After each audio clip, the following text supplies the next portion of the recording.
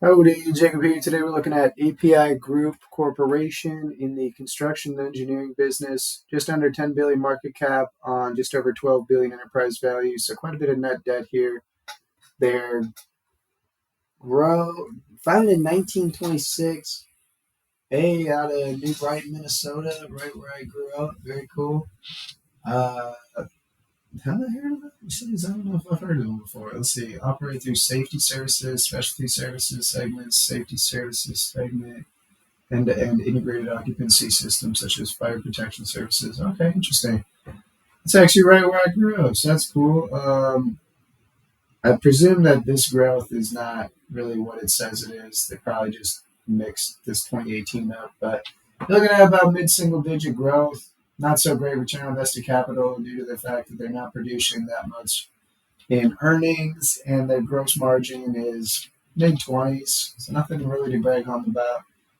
Balance sheet shows about 479 million cash on hand, 5 million short-term debt, 2.3 billion long-term debt. That 2.3 billion long-term debt is a good amount of their free cash flow. Last 3 years, maybe averaging, or last 4 years, let's say 250. So, I mean, that's 9 times their 4 year average free cash flow. And they issued quite a bit of debt and shares for this acquisition up here. And it added a bunch to the bottom or the top line, but they're still not really producing. I mean, it is still young, but we're not seeing a huge increase to the bottom line.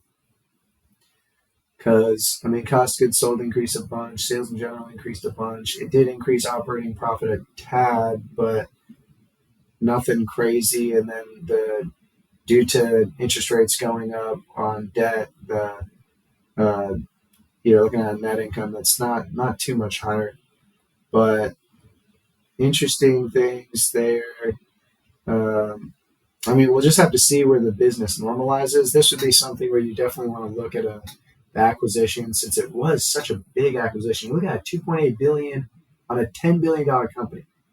So, I mean, they're 33% of the business. And so pretty much they're 30% of the business. So you're definitely going to want to look at what this business did. Was that the right price for it? Is it going to add to the bottom line, not just the top? But for me, making assumptions, probably not going to look too pretty, I presume. But let's see. I mean, it's been around since 1920. I don't think we're going to see a lot of growth here. I really don't. I think for margins, will probably be pretty small, maybe 2.5 to 4. And then for share change, I mean, this company has been issuing shares due to the fact that they can't afford everything through free cash flow. So they're issuing debt, issuing shares to fund these things. I mean, I'll probably be generous and just say 1%, but this looks nowhere near like a company that I want to buy right now. I mean, if you understand this business, that's great. But for me, I can't see a way that this is obviously cheap.